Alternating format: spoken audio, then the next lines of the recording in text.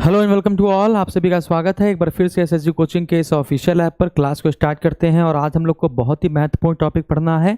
हम लोगों ने पर्यावरण संरक्षण अधिनियम 1986 को पढ़ा था और उसमें सारी चीज़ें मैंने आपको बता दी थी। वो बहुत बड़ा टॉपिक नहीं था, लेकिन इसमें टॉपिक तो बड़ा है ही है, साथ ही साथ इसमें आपको याद करने की चीज़ें भी बहुत आनी चाहिए। यूपीएससी के पेपर में हर बार वन्य जीव सुरक्षा अधिनियम से एक क्वेश्चन 100% आता है। तो स्टार्ट करते हैं। यूपीएससी की बात नहीं, अब तो आप जिसकी बात करना चाहें अब तो हर जगह आने लगा है। यदि आप वनडे लेवल की तैयारी कर रहे हैं तो आप सिर्फ और सिर्फ इतना याद कर लीजिए वो अधिनियम पास कब हुआ था, इतना काफ़ी रहता है। चलिए हम लोग चर्चा करते हैं। तो अगर आवाज़ सब कुछ आ रही हो तो ये सर बोल दीजिए, देख लेता हूँ एक बार। हाँ, आवाज़ सब कुछ आ रही है। तो अब हम लोग बात करने जा रहे हैं वन्य जीव संरक्षण अधिनियम वाइल्ड लाइफ प्रोटेक्शन एक्ट 1972 पर। यह लागू कब हुआ था? 9 सितंबर 1972 को, और इसका विस्तार संपूर्ण भारत में है।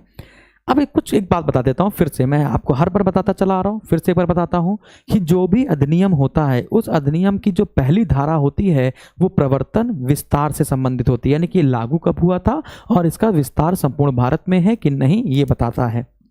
जो दूसरी धारा होती है वो सदैव अधिनियम की जो महत्वपूर्ण परिभाषाएं होती हैं जिनको आगे समझना बहुत मुश्किल होता है, वो उस परिभाषाओं को बताता है। ठीक है, अधिनियम की धारा जो 2 होती है, सभी अधिनियम की बात है, कॉमन चीज है, याद रखते हैं। तो वन्य जीव संरक्षण अधिनियम, आगे बढ़ते हैं। वन्य जीव यानी वन्य जीव, पशु पक्षी, इन सबको पहले राज्य सूची में रखा गया था, लेकिन 42वें संविधान संशोधन 1976 के तहत इसको उठा के समवर्ती सूची में रख दिया गया। तो यानी कि 1976 से पहले ये जो नियम है, यानी कि इन सब के जो संबंधित कानून है वो पहले राज्य सरकार द्वारा बनाए जाते थे। अब ये समवर्ती सूची में है, अर्थात केंद्र सरकार और राज्य सरकार दोनों मिलकर ही इस पर काम करेंगे।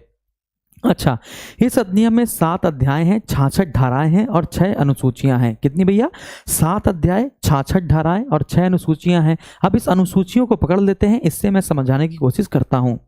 अनुसूची नंबर 1, अनुसूची नंबर 2, 3 और 4, एक देखो टोटल 6 अनुसूचियां हैं। मैं लिख देता हूं इसमें, है ना, इसको मैं लिख देता हूं आपको समझाने के लिए, इसको मैं लिख देता हूं। ठीक, देखिएगा, जैसे 6 अनुसूचियां हैं। कितनी अनुसूचियां भैया? 6 अनुसूचियां हैं, 6 अनुसूचियां हैं।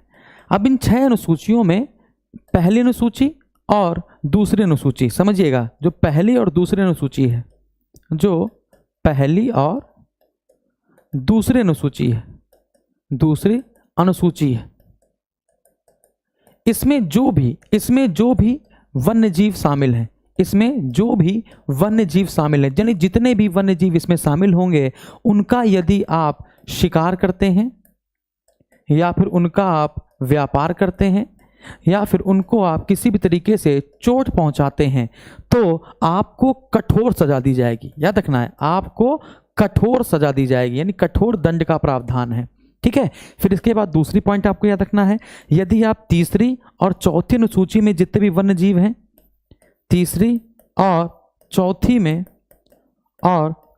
अनुसूची में जितने भी वन्य जीव हैं, यदि आप उनका शिकार करेंगे, व्यापार करेंगे या फिर उनको चोट पहुंचाएंगे तो इसमें भी दंड का प्रावधान है, लेकिन कठोर दंड नहीं है। इसमें आपको ना दंड का प्रावधान तो है लेकिन नॉर्मल दंड का प्रावधान है,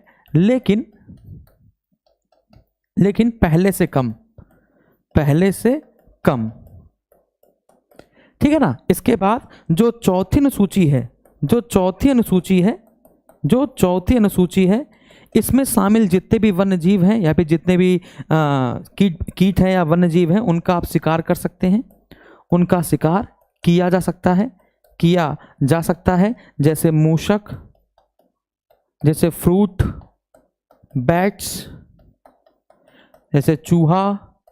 ठीक है ना, तो ये जितने भी हैं तो इनका हम लोग शिकार कर सकते हैं, हाँ कि ना। फिर इसके बाद आता है 6वीं अनुसूची, समझिएगा। फिर जो 6वीं अनुसूची है, लिख देता हूँ, जो 6वीं अनुसूची है इसमें विशिष्ट पादप बताए गए हैं, विशिष्ट पादप, स्पेसिफिक प्लांट बताए गए हैं जिनका विक्रय या व्यापार या खेती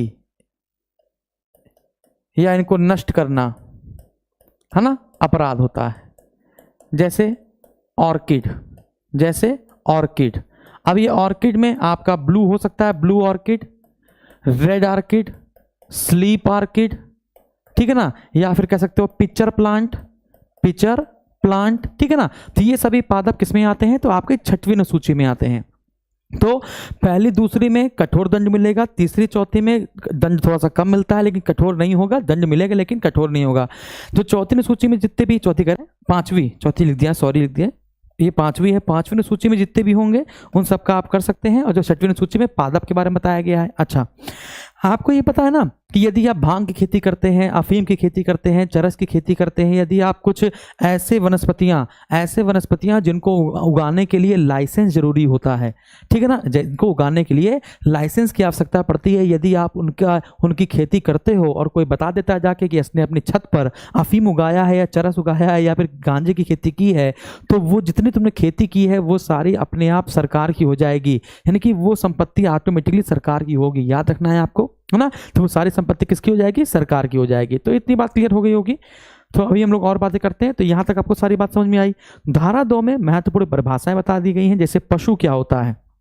पशु के अंदर वो सारे वन्य जीव आ जाते हैं, चाहे उनके अंदर रीढ़ की हड्डी हो चाहे ना हो, रेंगने वाले हो, कॉर्डेटा हो, नॉन कॉर्डेटा हो, कीट हो, यानी सारी चीजें आपकी पशु में आ जाती है। पशुधन का मतलब क्या है, गाय भैंस, यानी कि जिनको पैसा लेकर खरीदा जाता है, बेचा जाता है, जिनसे दूध निकाला जाता है, मांस की प्राप्ति होती है, वो पशुधन।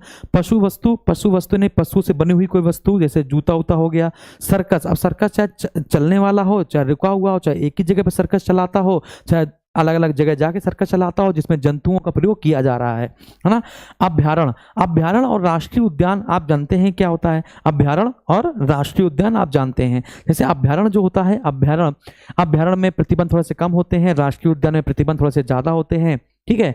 जैसे राष्ट्रीय उद्यान है तो राष्ट्रीय उद्यान में प्रकृति और वन्य जीव दोनों को शामिल किया जाता है, प्रकृति और वन्य जीव दोनों को शामिल किया जाता है। अभ्यारण्य में सिर्फ वन्य जीव को शामिल किया जाता है और प्रकृति को शामिल नहीं किया जाता। व्यापारी का मतलब है कि ऐसा कोई भी व्यक्ति जो पशु से संबंधित कोई चीज खरीदता हो या बेचता हो। आखेट का मतलब होता है शिकार करना, धारा नंबर 9 में आखेट को प्रतिबंधित किया गया है। मांस का मतलब होता है कोई भी मांस, जैसे छिला हुआ अंडा, टूटा हुआ अंडा, है ना, हल्का सा रेसा या कुछ भी कह सकते हैं, तो वो सब आपका मांस के अंदर आएगा। कच्चा मांस, पका मांस, कैसा भी मांस हो। चर्म प्रसाधन का मतलब होता है कि चमड़े से बनी हुई चीजें, यानी सौंदर्य प्रसाधन के लिए बनी हुई वस्तुएं, चर्म प्रसाधन। ट्राफिक मतलब से 12 सिंगे की सींग निकाल ली और सींग अपने घर पर हमें सजा दी, है ना। शेर की खाल निकाल कर हमने टांग दी कि देखो हमने मारा है, ये सब चीजें। आयुध में आपका गोला, बारूद, चाकू, फंदा, यानी जितनी वो चीजें, कोई भी ऐसी चीज जिससे किसी की हत्या की जा सके, वो सब आयुध में आता है, ठीक है ना। तो ये सब परिभाषाएं दी जाती है इस वन्यजीव अधिनियम के तहत। आपको याद रखना है, चाकू, कुल्हाड़ी, ये सारी चीजें आपके आयुध में आएंगी, ठीक है ना। और ऐसा कोई भी आयुध आपको राष्ट्रीय उद्यान या अभ्यारण्य में नहीं ले जाने दिया जा सकता, ठीक है ना। चलिए आगे बढ़ते हैं। तो ये 6 अनुसूची हमने आपको बता दी, इसको याद कर लीजिएगा। पिछली बार यूपीएससी के पेपर में चौथी अनुसूची आई थी, चौथी कहाँ गई, हाँ चौथी अनुसूची आई थी, ठीक है ना। और फिर एक बार 2017 तक पेपर में 6ठी अनुसूची आई थी। अगला अब देखते हैं वन्य जीव की रक्षा करने के लिए केंद्र सरकार क्या करती है और राज्य सरकार क्या करती है। तो वन्य जीव की सुरक्षा करने के लिए केंद्र सरकार नियुक्त करती है एक वन्य जीव परिरक्षण निदेशक। एक इसका सहायक निदेशक होता है और कुछ अन्य अधिकारी या कर्मचारी होते हैं जो इसकी सहायता करते हैं। तो केंद्र सरकार क्या करती है, निदेशक की नियुक्ति करती है, वन्य जीव परिरक्षण निदेशक, और इसके सहायता के लिए एक सहायक निदेशक, और फिर इसको जो भी लगता है उतने अधिकारी या कर्मचारी की नियुक्ति केंद्र सरकार इनके कहने पर कर सकती है, 10, 20, 25, 50, है ना, अन्य अधिकारी व कर्मचारी। उसी प्रकार से राज्य सरकार भी नियुक्त कर सकती है एक मुख्य वन्य जीव संरक्षक। याद रखना है, देखो यहाँ पर निदेशक है और यहाँ पे संरक्षक है। तो संरक्षक की जगह कहीं कहीं पर पेपर में अभिरक्षक लिखा रहेगा, तो डरिएगा नहीं। अगर कहीं पर अभिरक्षक लिखा हो तो आपको परेशान होने की जरूरत नहीं है, ठीक है ना। तो एक नियुक्त करता है मुख्य वन्य जीव संरक्षक, एक होता है वन्य जीव संरक्षक, ये इसका सहायक होता है, और इन दोनों की सहायता करने के लिए अन्य अधिकारी व कर्मचारी की नियुक्ति राज्य सरकार के द्वारा की जाती है। तो निदेशक, अभिरक्षक या संरक्षक, ये बात आपको याद रखनी है। आगे बढ़ते हैं केंद्र सरकार की और शक्तियां। तो इस अधिनियम के तहत केंद्र सरकार किन किन चीजों का गठन कर सकती है, याद रखिएगा। अधिनियम के तहत गठित निकाय, राष्ट्रीय वन्य जीव बोर्ड का गठन कर सकती है केंद्र सरकार, राष्ट्रीय वन्य जीव बोर्ड का गठन कर सकती है। और राष्ट्रीय वन्य जीव बोर्ड यदि चाहे तो अपनी काम को जल्दी कराने के लिए स्थायी समिति का गठन कर सकती है। उसी प्रकार से राज्य सरकार के द्वारा भी राज्य वन्य जीव का बोर्ड का गठन किया जा सकता है। केंद्रीय चिड़ियाघर प्राधिकरण बनाया गया, राष्ट्रीय बाघ संरक्षण प्राधिकरण बनाया गया, वन्य जीव अपराध नियंत्रण ब्यूरो बनाया गया। अब भाई इसको वन बाय वन करके समझते हैं। पहले बात करेंगे राष्ट्रीय वन्य जीव बोर्ड पर, फिर बात करेंगे राज्य के वन्य जीव बोर्ड पर, इसका अध्यक्ष कौन होता है, उपाध्यक्ष कौन होता है, कितने सदस्य होते हैं, फिर केंद्रीय चिड़ियाघर प्राधिकरण पर बात करेंगे, फिर इस पर बात करेंगे, फिर इन पर बात करेंगे। ठीक है, वन बाय वन करके चलिए बात करते हैं राष्ट्रीय वन्य जीव बोर्ड पर। राष्ट्रीय वन्य जीव बोर्ड का जो अध्यक्ष होता है वो भारत का प्रधानमंत्री होता है, और जो उपाध्यक्ष होता है वो केंद्रीय यानी कैबिनेट मिनिस्टर यानी कि केंद्रीय जो पर्यावरण मंत्री या वन्य जीव मंत्रालय का मंत्री होता है वही इसका उपाध्यक्ष होता है।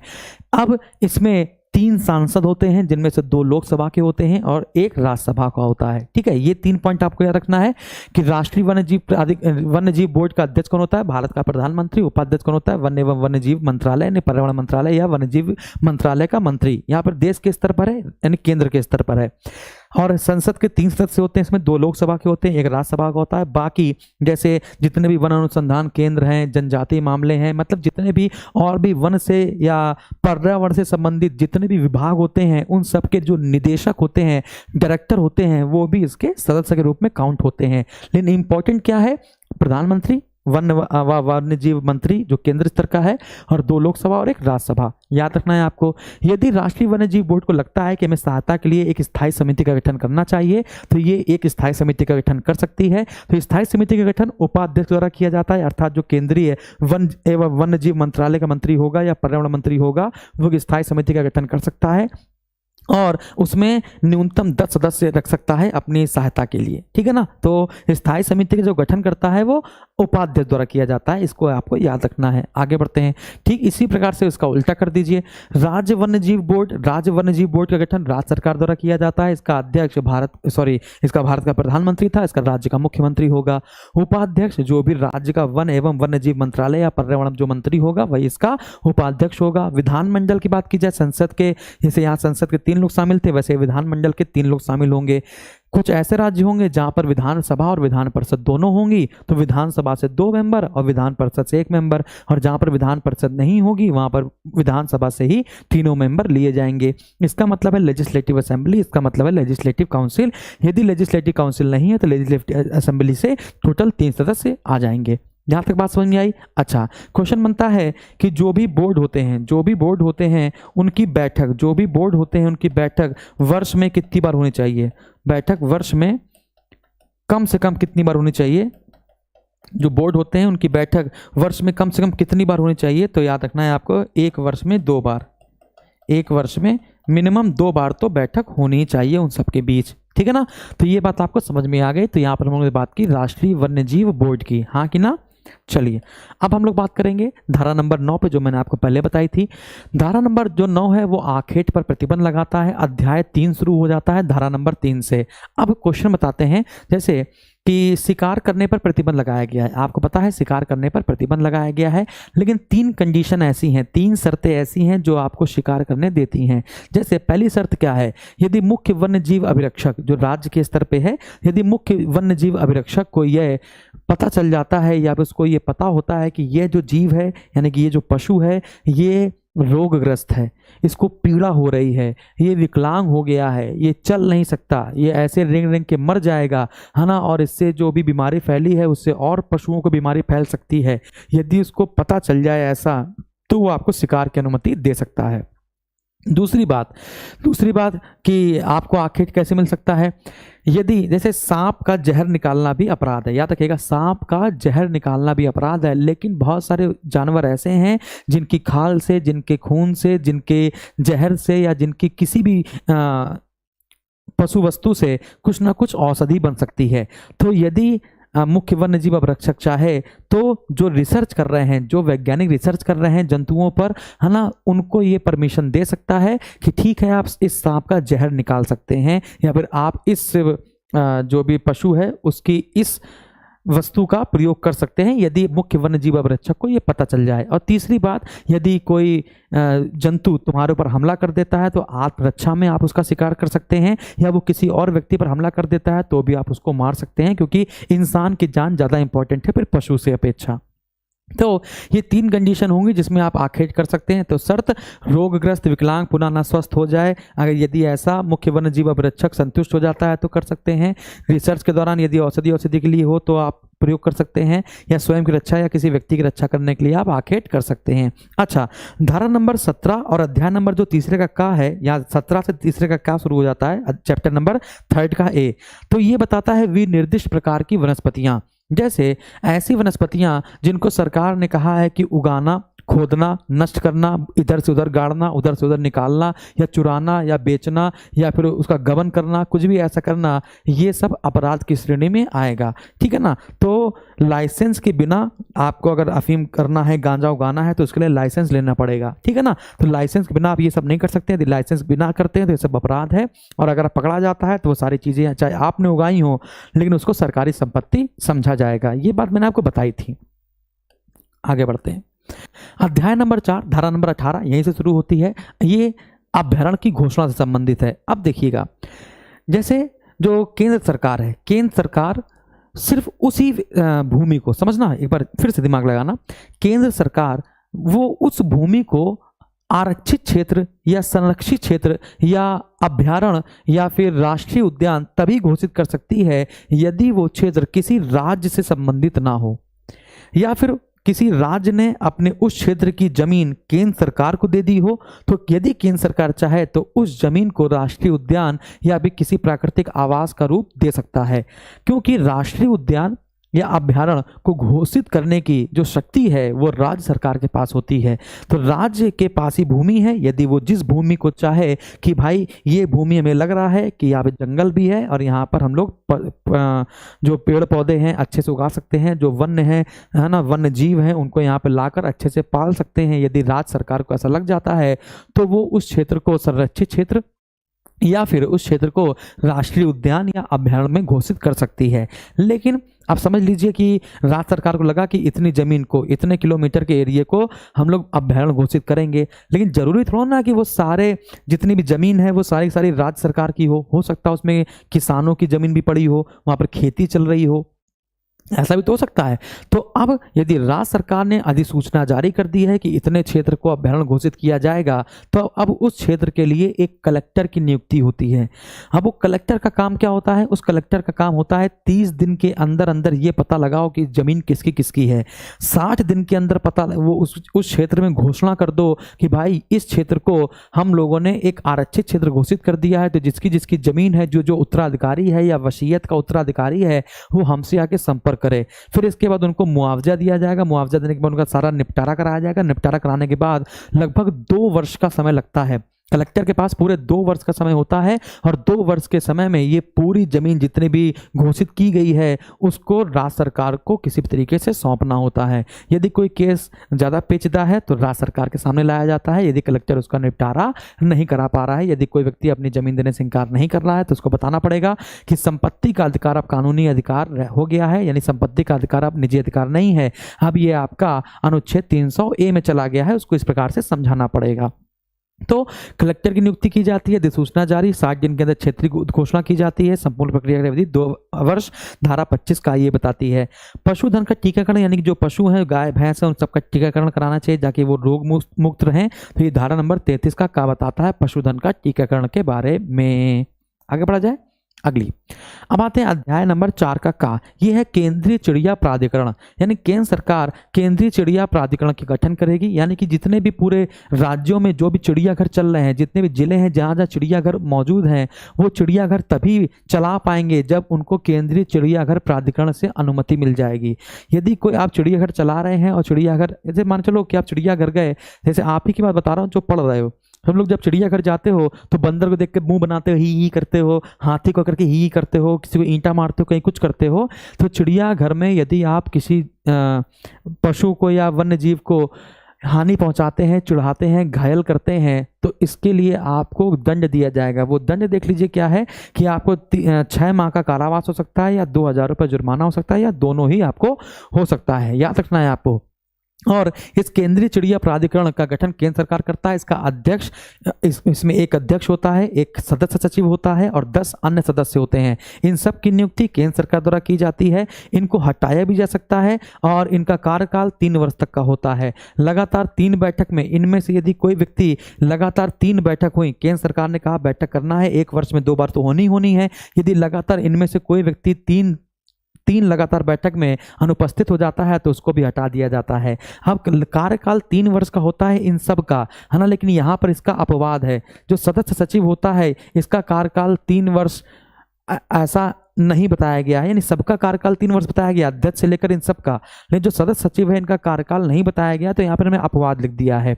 ये नियुक्ति केंद्र सरकार करेगी। त्यागपत्र, यदि इनको त्यागपत्र देना है तो भी केंद्र सरकार को देंगे। कार्यकाल 3 वर्ष का है सिवाय सदस्य सचिव के। तो यहां तक आपको सारी बात समझ में आ गई। तो अध्याय 4 का, है ना, 4 ए केंद्रीय चिड़िया प्राधिकरण, यानी कि जो बातें बताई हमने आपको समझ में आ गई। अब बहुत इंपॉर्टेंट जो बात है वो है बाघ संरक्षण प्राधिकरण। तो बाघ संरक्षण प्राधिकरण से अच्छे क्वेश्चन बनते हैं, इसको समझ लेते हैं। वन्यजीव अधिनियम में इसके पहले हम लोग समझेंगे धारा 38 के ठा के तहत, धारा 38 के ठा के तहत राष्ट्रीय बाघ संरक्षण प्राधिकरण का गठन केंद्र सरकार के द्वारा किया गया है। इसका अध्यक्ष वही होगा जो भारत का पर्यावरण, वन या वन्यजीव मंत्री होगा, भारत का यानी केंद्र का। तो पर्यावरण, वन या वन्यजीव मंत्री जो होगा केंद्र का, ये इसका अध्यक्ष होगा। और जो राज्य का, यानी कि हर राज्य में जो भी पर्यावरण, वन या वन्यजीव मंत्री होगा वो उसका उपाध्यक्ष होगा। यानी कि राष्ट्रीय बाघ संरक्षण प्राधिकरण की बात की जाए तो जितने भी बाघ संरक्षित क्षेत्र हैं, जितने भी बाघ संरक्षित क्षेत्र हैं जो राज्यों के दिन चल रहे हैं, उन राज्यों में अध्यक्ष नहीं होता, सीधे उपाध्यक्ष होता है। और वो उपाध्यक्ष जो राज्य मंत्री होता है पर्यावरण का, वही होता है, क्योंकि अध्यक्ष इसका सिर्फ एक ही है, वो है केंद्र का पर्यावरण मंत्री यानी कि वन्यजीव मंत्री। अच्छा, इसके तहत 3 सांसद होते हैं, 2 लोकसभा के और 1 राज्यसभा के, और भी बहुत सारे सदस्य होते हैं। बहुत सारे सदस्य में मैंने आपको बताया वन्यजीव संस्थान की होता है ना, वन अनुसंधान संस्थान के होते हैं, अनुसूचित जाति की होते हैं, अनुसूचित जनजाति की होते हैं, ठीक है। यानी बहुत सारे विभाग जो हैं उन सबके निदेशक भी इसके ऑटोमेटिकली सदस्य बन जाते हैं, लेकिन हमको ये 3 पर फोकस करना है। इनका कार्यकाल की बात की जाए तो 3 वर्ष बता चुके हैं, कहाँ लिखा है, हाँ, कार्यकाल 3 वर्ष। नियुक्ति केंद्र सरकार करता है, त्यागपत्र भी केंद्र सरकार को ही दे के ये हट सकते हैं। इनमें से यदि किसी व्यक्ति को शामिल कर दिया जाता है और उसको लगता है कि मुझे ये सीट नहीं चाहिए, यानी जो सदस्य का इच्छुक नहीं है, तो वो त्यागपत्र 6 महीने के भीतर केंद्र सरकार को सौंप सकता है ना। उन्होंने ऐसे बता दिया, इंपॉर्टेंट नहीं है, फिर भी 3 वर्ष ये इंपॉर्टेंट है। आगे बढ़ते हैं। अब देखते हैं कि यदि कोई व्यक्ति पशुओं को घायल करता है या पशुओं को परेशान करता है, वन्यजीव को घायल करता है, वन्यजीव को परेशान करता है, आग लगाता है, चाकू लेके जाता है, उनको काटता है, पीटता है, या फिर कोई सामान उठाकर भागता है या कुछ ऐसा करता है, या फिर बाघ संरक्षित क्षेत्र में या अन्य संकटापन्न जातियों के लिए परेशानी उत्पन्न करता है, तो इसके लिए एक अपराध नियंत्रण ब्यूरो बनाया गया है केंद्र सरकार के द्वारा। अब केंद्र सरकार द्वारा जो अपराध नियंत्रण ब्यूरो बनाया गया है, इसका निदेशक कौन होता है? वन्यजीव संरक्षण निदेशक, जो केंद्र सरकार ने गठित किया गया है, वो ऑटोमेटिकली इसका निदेशक बन जाता है। अपर निदेशक इंस्पेक्टर जनरल होता है, यानी आईजी, पुलिस महानिरीक्षक। संयुक्त निदेशक पुलिस उप महानिरीक्षक है, वन उप महानिदेशक है। अपर आयुक्त 2 होते हैं, एक सीमा उत्पादन वाला, एक सीमा शुल्क वाला और एक उत्पादन शुल्क वाला, यानी कि ये सब सदस्य होते हैं। इंपॉर्टेंट क्या है? पद निदेशक कौन होता है? वन्यजीव संरक्षण निदेशक। अपर निदेशक कौन होता है? पुलिस महानिरीक्षक। अब इसको पुलिस को क्यों शामिल किया गया है? क्योंकि अपराध की बात है, और अपराध की बात है तो तलाशी लेनी पड़ेगी, पकड़ना पड़ेगा, पुलिस थाने जाना पड़ेगा, इसलिए पुलिस को इसमें शामिल किया गया है। अच्छा, और भी सदस्य शामिल किए जा सकते हैं, यदि केंद्र सरकार चाहे तो अन्य भी लोगों को शामिल कर सकती है, ठीक है ना। तो आगे बढ़ते हैं, बात करते हैं तलाशी की और लाइसेंस की। समझना है, अभी बताता हूं। जैसे लाइसेंस, जैसे आपको अफीम का लाइसेंस चाहिए, या आपको किसी भी चीज़ का लाइसेंस चाहिए, चिड़ियाघर चलाने का लाइसेंस चाहिए, वन्य जीव अभ्यारण्य का लाइसेंस चाहिए, किसी भी चीज़ का लाइसेंस चाहिए, तो लाइसेंस का को प्रदान करना, उसको नवीकरण करना, यानी कि उसको रिनोवेट करना, निलंबन करना, निरस्तीकरण करना, इन सब का जो अधिकार होता है वो राज्य में सबसे ऊंचा कौन होता है? वन्य जीव अभिरक्षक, यानी कि मुख्य वन्य जीव अभिरक्षक। ये तो ये सब कुछ जो भी पावर है, ये सब लाइसेंस देने की या रद्द करने की या छीन लेने की, वो सब मुख्य वन्य जीव संरक्षक के पास होता है। और ये चाहे तो अपने अधिकार अपने नीचे वाले अधिकारियों को भी दे सकता है। यदि मान के चलिए किसी को लाइसेंस चाहिए था और इसने मना कर दिया, यानी कि जो इसके नीचे जो सहायक निदेशक होते हैं या सहायक अभिरक्षक होते हैं उन लोगों ने मना कर दिया, तो उसके खिलाफ अपील आप मुख्य वन्यजीव संरक्षक को करे हुए। यदि मुख्य वन्यजीव संरक्षक ने भी आपको लाइसेंस देने से मना कर दिया किसी खेती करने का, अफीम उगाने का, तो इसके खिलाफ अपील आप राज्य सरकार को करोगे 30 दिन के भीतर भीतर। धारा 50 तलाशी के बारे में, किसी ने बता दिया कि उसने बारहसिंगा के सींग अपने घर पर रखा हुआ है, शेर की खाल रखा हुआ है, ये सब किसी ने बता दिया।